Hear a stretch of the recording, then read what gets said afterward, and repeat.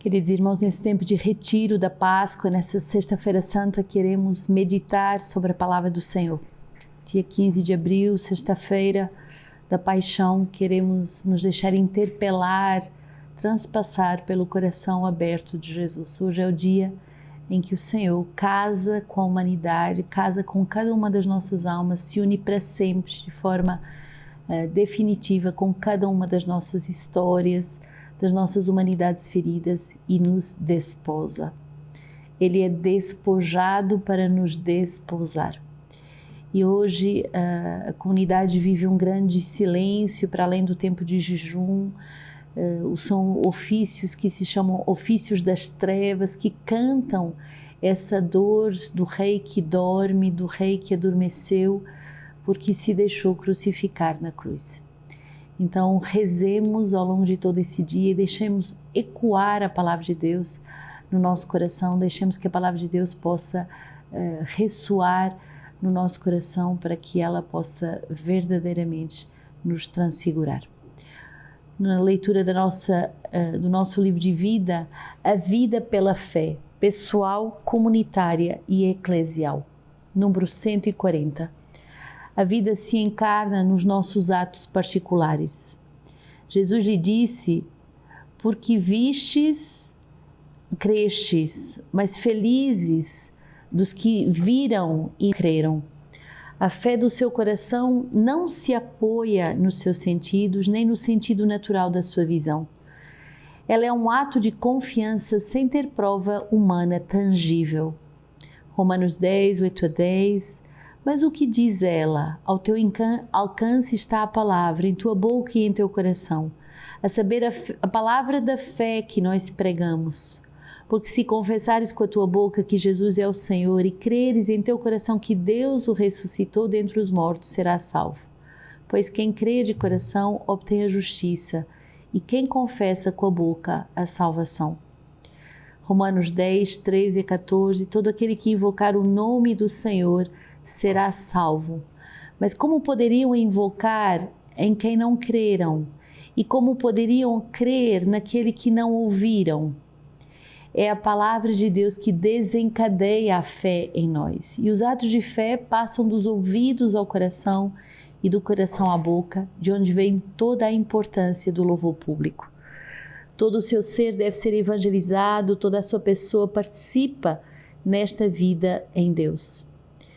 2 Coríntios 5, 6 a 8, por conseguinte estamos sempre confiantes, sabendo que enquanto habitamos neste corpo, estamos fora da nossa mansão, longe do Senhor, pois caminhamos pela fé e não pela clara visão. Sim, estamos cheios de confiança. A fé nos dá zelo e coragem, mas também audácia, um dos principais sinais distintivos. Romanos 8, 24 a 25, pois a nossa salvação é objeto de esperança, e ver o que se espera não é esperar. Acaso alguém espera o que vê? E se esperamos o que não vemos, é na perseverança que o aguardamos. A fé não permite desânimo. Ela prevalece sobre o tempo, é uma prova de resistência. É correr sem jamais se cansar, é próprio do homem de fé, do fiel.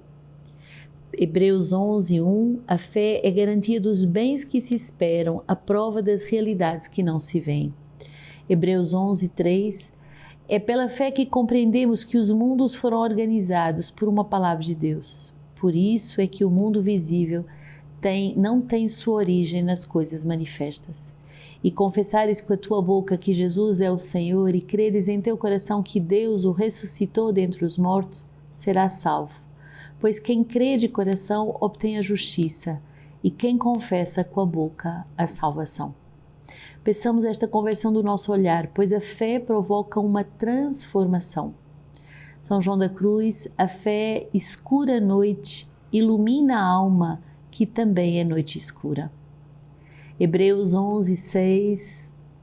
Ora, sem a fé é impossível ser-lhe agradável, pois aquele que se aproxima de Deus deve crer que Ele existe e que recompensa os que o procuram. Quais são os obstáculos à prática da fé e à vida da fé?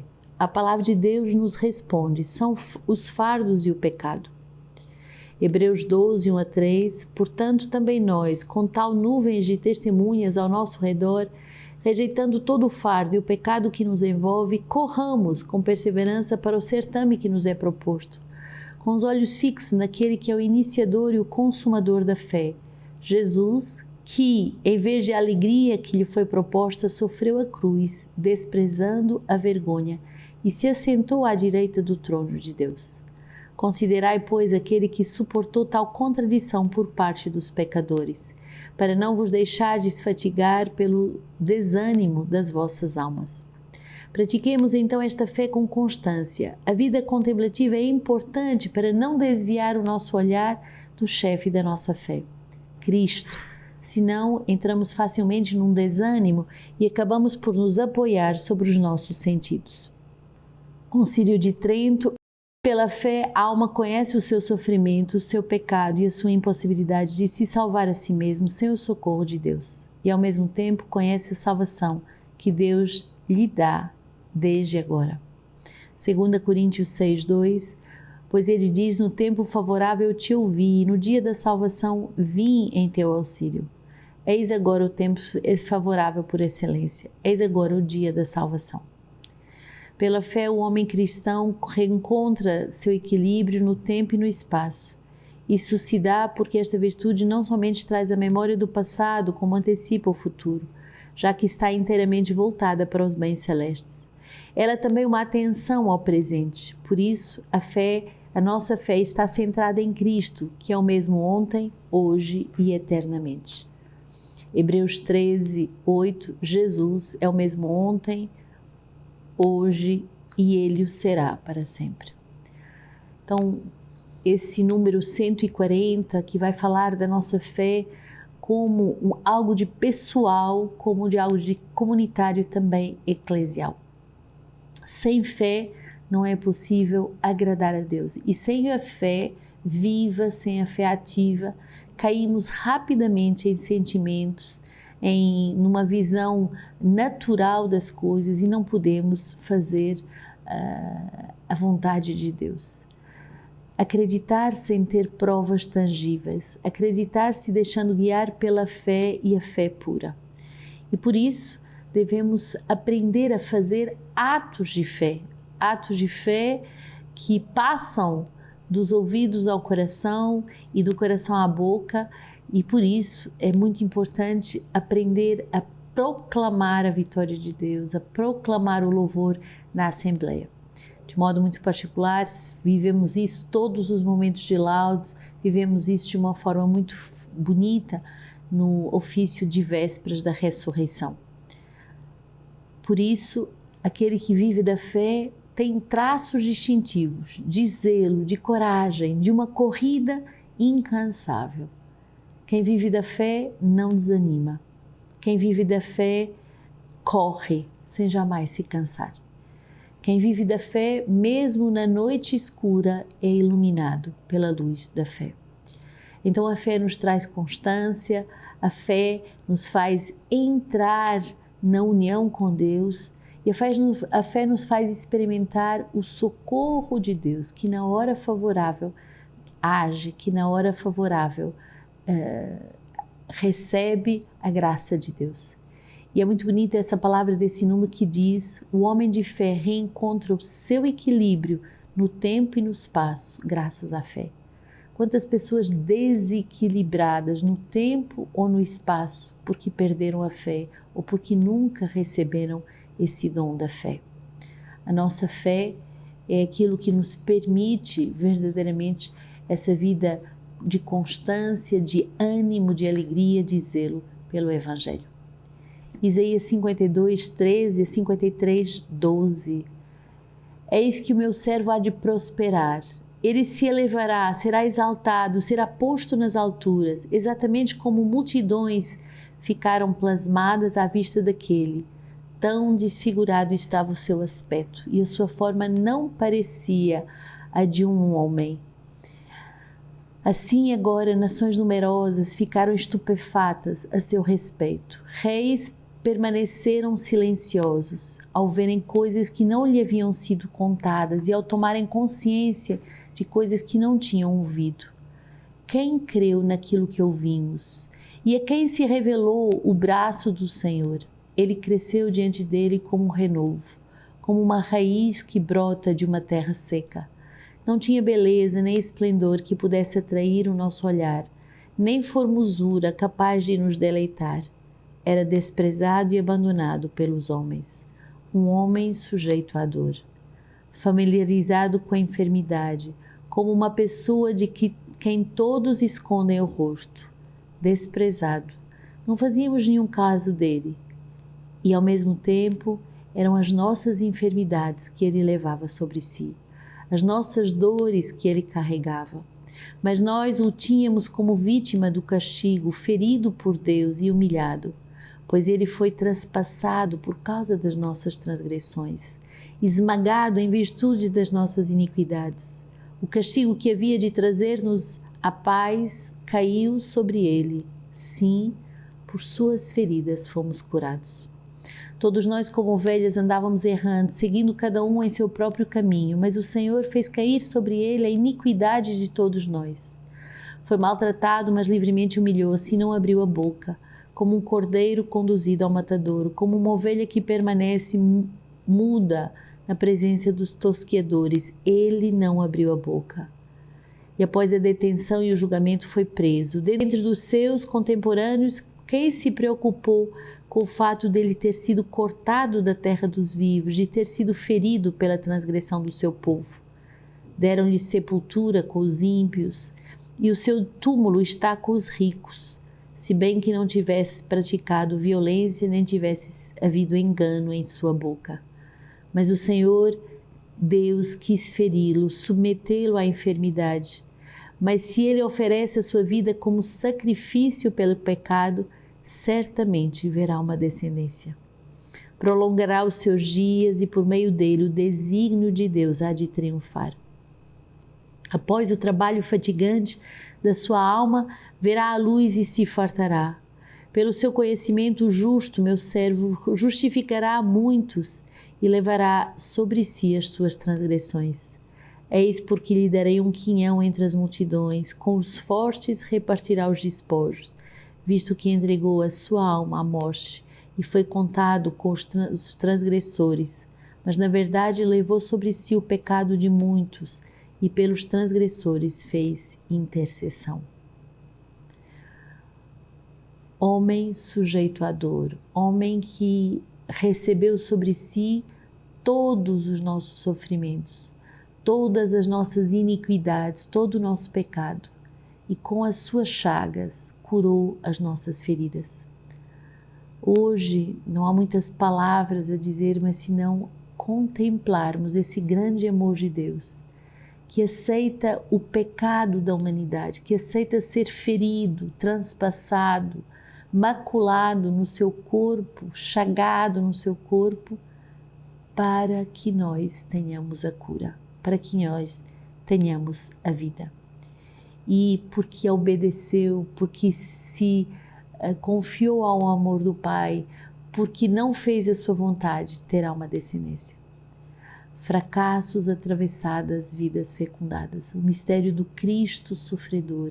Ele que atravessa as humilhações, ele que atravessa os aparentes fracassos. E ele terá uma vida fecundada. Salmo 30, o Senhor, eu me abrigo em Ti, que eu nunca fique envergonhado. Salva-me por Tua justiça, liberta-me. Em Tuas mãos eu entrego o meu espírito. És Tu que me resgatas, Senhor Deus verdadeiro. Pelos opressores todos que eu tenho, já me tornei um escândalo. Para meus vizinhos um asco e terror para os meus amigos. Os que me veem na rua fogem para longe de mim. Fui esquecido como um morto aos corações. Estou como um objeto perdido. Quanto a mim, Senhor, eu confio em Ti e digo, Tu és o meu Deus. Meus tempos estão em Tua mão. Liberta-me da mão dos meus inimigos e perseguidores. Faz-me brilhar Tua face sobre o Teu servo. Salva-me com Teu amor. Sede firmes, fortalecei vosso coração, todos os que esperais no Senhor. O Senhor vai fazer nesse dia essa passagem pela morte, pelo abandono total, pela traição, pelo escândalo, pelo o ser jogado, o ser abandonado, o ser humilhado. Mas o Senhor, Ele acredita no amor do Pai. Salva-me por teu amor, salva-me por teu amor. No momento em que somos mais humilhados, mais escorraçados, mais feridos, mais ultrajados, será que damos esse salto para os braços do Pai? Peçamos hoje essa graça de não ficar na revolta, de não ficar na justificação, de não ficar interiormente discutindo com aquela dor, mas demos esse salto para os braços do Pai. Faz brilhar a tua face sobre o teu servo, salva-me por teu amor. Hebreus 4, 14 a 16 e 5, 7 a 9. Temos, portanto, um sumo sacerdote iminente que atravessou os céus, Jesus, o Filho de Deus. Permaneçamos por isso firmes na profissão de fé. Com efeito, não temos um sumo sacerdote incapaz de se compadecer das nossas fraquezas, pois ele mesmo foi provado em tudo, como nós, à exceção do pecado. Aproximemo-nos então com segurança no trono da graça, para conseguirmos misericórdia e alcançarmos graça com ajuda oportuna. É Ele que nos dias da sua vida terrestre apresentou pedidos e súplicas com veemente clamor e lágrimas àquele que podia salvar da morte, e foi atendido por causa da sua submissão. E embora fosse filho, aprendeu contudo a obediência pelo sofrimento, e levado à perfeição, se tornou, para todos os que lhe obedecem, princípio de salvação eterna. Esse condensado da carta aos Hebreus é extremamente potente. Se aceitarmos obedecer, se aceitarmos sofrer por causa da obediência, se aceitarmos entrar nesse caminho de perfeição, que não tem nada a ver com o caminho de perfeccionismo, mas um caminho de doação completa a Deus, se entrarmos no caminho de submissão, então podemos ser causa de salvação. E Jesus vai abrir esse caminho novo, esse caminho de obediência, de descendite, de ir até o mais profundo para nos salvar da morte. Possamos pedir hoje a Deus essa graça de nos aproximarmos com toda a confiança do trono da graça, sabendo que é na cruz que podemos alcançar ajuda oportuna. Hoje vamos ter esse grande recito da paixão, João 18, 1 a 19 e 42. São 2 capítulos muito impressionantes da escuta de todo o drama que se vive aos pés da cruz. E eu queria que fixássemos apenas nesse último momento em que Jesus vai ser, depois de tudo que ele sofre, como ultraje, como abandono, como caminho da cruz, ele vai ser transpassado. Os soldados, quando crucificaram Jesus, tomaram as suas roupas e repartiram em 4 partes, uma para cada soldado. Ora, a túnica era sem costura, tecida com uma só peça, de alto a baixo, e disseram entre si: não a rasguemos, mas tiremos à sorte para ver com quem ficará.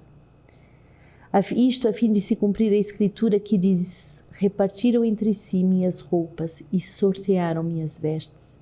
Foi o que fizeram os soldados.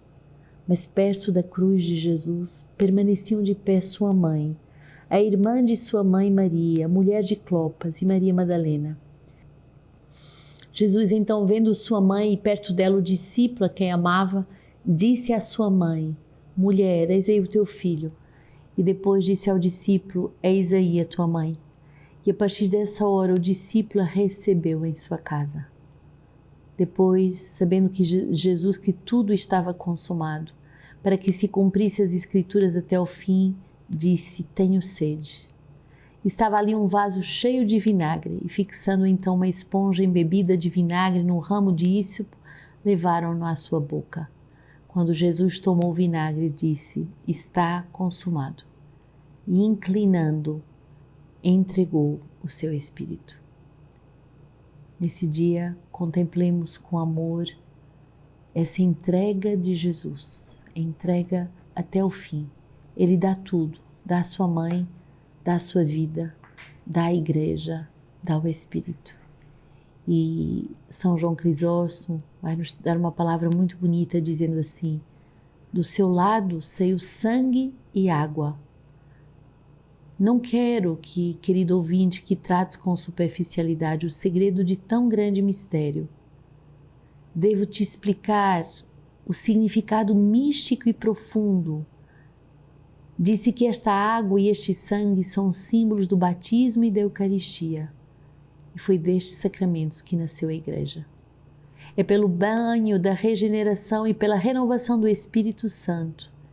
É pelo batismo e pela Eucaristia que brotaram do lado de Cristo.